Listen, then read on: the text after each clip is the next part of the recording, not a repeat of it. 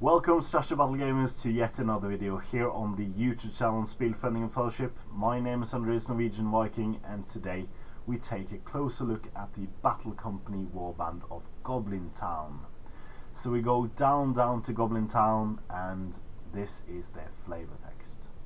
Mutated and deformed, the goblins of Goblin Town are stunted and degenerate creatures with a penchant for cruelty and violence. Motivated by primarily by spite and thirst for violence, denizens of Goblin Town prey on unwary travellers of the mountain passes, overwhelming them with the weight of numbers and warg allies. So, this is the last installment of the faction series. We will, however, go into the scenarios later on, so please stay tuned for those videos. And as with all battle companies, you do start with either the example starting warband or you can make your own out of the reinforcement list. So you make a warband and choose 3 of your models to become heroes. Those gain 1 might, 1 will, 1 fate for the 1 lieutenant you have, and the 2 sergeants will receive 1 fate each. The example starting warband is 10 Goblin Warriors and 4 Goblin Warriors with 2-handed axes for a total of 60 gold. You can also spend 60 gold on reinforcement list warriors to make your own warband, 4 gold for Goblin Warriors and 8 gold for Wild Wargs. Now you do have equipment to basically expand on your warriors. And the heroes gain equipment as well. So warriors can have 200 axes, shields and bows. Please note that you can only take equipment you would normally be allowed to take. So no shields or bows for Goblin Warriors from the get-go. Heroes, however, have a different table. They have the same equipment, but they pay a premium price if their stat line has been increased with either 1 attack or 1 wound. So for 1/5 gold, 5 gold being the premium price here, you can take armor, which is actually new, 200 axe, shield or orc bow. So you do get the ability to have high defense goblin if you get it, yeah. So you have promotions, and there's bunch of new profiles here as well, so we will talk about them a bit later. Goblin Warriors become Goblin Bouncers. Goblin Bouncers become a Thrasher team. And the Wild Wargs become Fell Wargs. You also have a bunch of special rules. Way to gain special rules is, of course, to have a hero gain 5 experience and roll on the advancement table. If you roll a 5, you can either pick a skill from your warband list, or indeed take one roll on the skill tables from either fight, shoot, or command. So the first special rule is Shaman, goblins only. The hero has begun to learn powerful incantations that spur his warband to fight through the most grievous wounds and paralyzes enemies with fear. The first time this rule is chosen, the hero gains the Fury magical power as detailed in the main rulebook. That is cast on the 3+ and has a range of 6 inches. And he also gains a point of will. This means that the first time he takes this role, his points will increase by 10 points rather than the usual 5. The second time the hero gains Transfix magical power, which is cast on the 5+ and has a range of 12 inches. The next special rule is Spiteful. The hero is known far and wide for his spitefulness and cunning.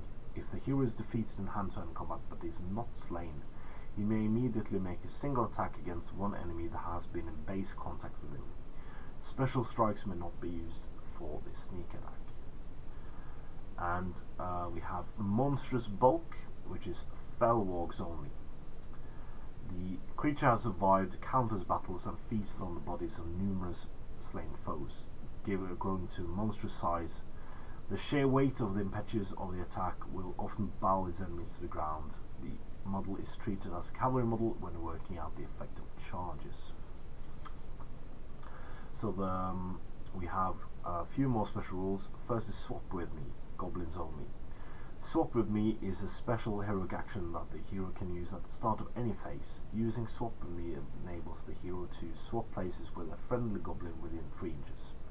This does not count as moving if there is no room to place a swapped model. You must choose another, or the heroic action is wasted. So you do spend might points on it, and but it is a great ability to have. Basically, if you are charged and have a more powerful hero, you can do stuff with that, and that's pretty cool. And lastly, you have Mutation, channeling the Goblin King himself.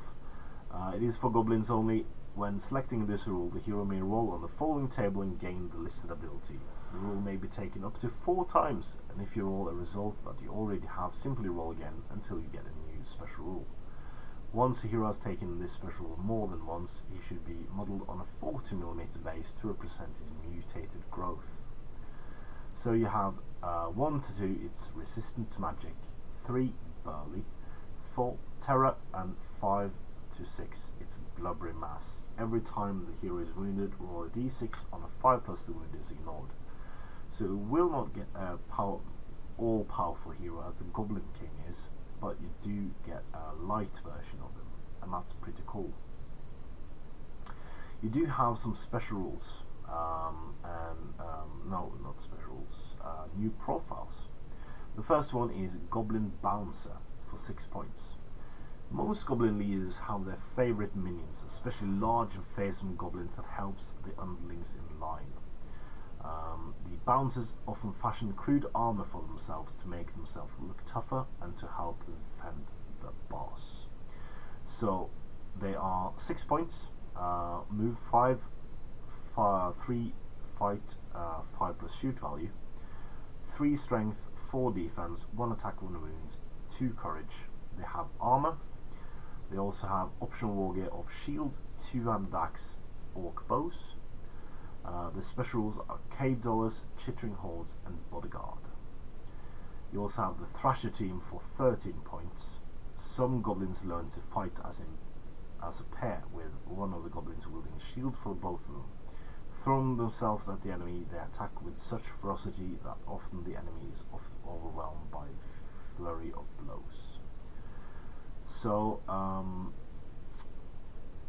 it is, I would expect, a pair of goblins with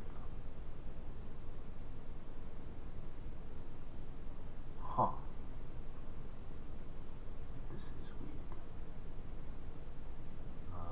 I need some clarification on, I see now. Okay, so I will explain some more about the Thrash team after I've done the rules about it.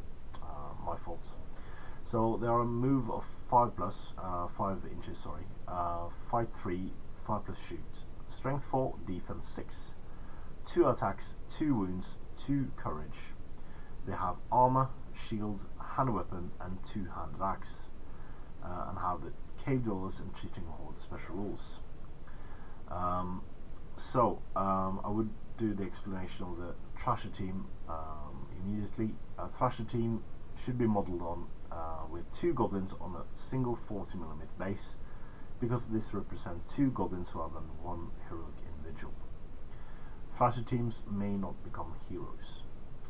Also, because of the swarming nature of the goblins and their allies, the maximum number of warriors / creatures in a Mist Mountain battle company is 25 rather than 15, so you can have quite a lot of goblins in a warband. And lastly, though cunning creatures, wargs have no grasp of tactics or leadership. As such, only creatures of their own species may benefit from the standfast rolls or benefit from their heroic actions. Wargs and fell wargs may receive 2 increases to their strength instead of 1. Okay, so as with the example warband, I would just do that. I would not have any fell wargs at all in the warband. Maybe 1, but I would recruit that after. Reason for that is that goblins depend on weighted numbers, and you basically sacrifice 2 goblins for 1 warg, giving you 13 instead of 14 in your warband starting. so yeah, that's the way I would do it. So please join in tomorrow as we take a look at the scenarios. I might split that up into separate videos for each scenario, just to make it go into detail about it and not make long videos. But there are lots of scenarios for it as well. So yeah, there are actually tons of scenarios. 1, 2, 3, 4, 5, 6, 7, 8, 9, 10, 11, 12, 13, 14, 15, 16, 17, 18 scenarios. So there are plenty of them. But yeah, we will do some videos on the scenarios. So please join in tomorrow as we break down some of them or one of them. I do not know yet. So yeah. So please tell me what you would do regarding the Goblin Town list. If you would include orcs at the start, or if not, do comment telling me anything you would like. Really, I recommend that you give me feedback if there's anything you would like to see later on or something like that. And do like the video and share it, and please support your Hobbit hobby.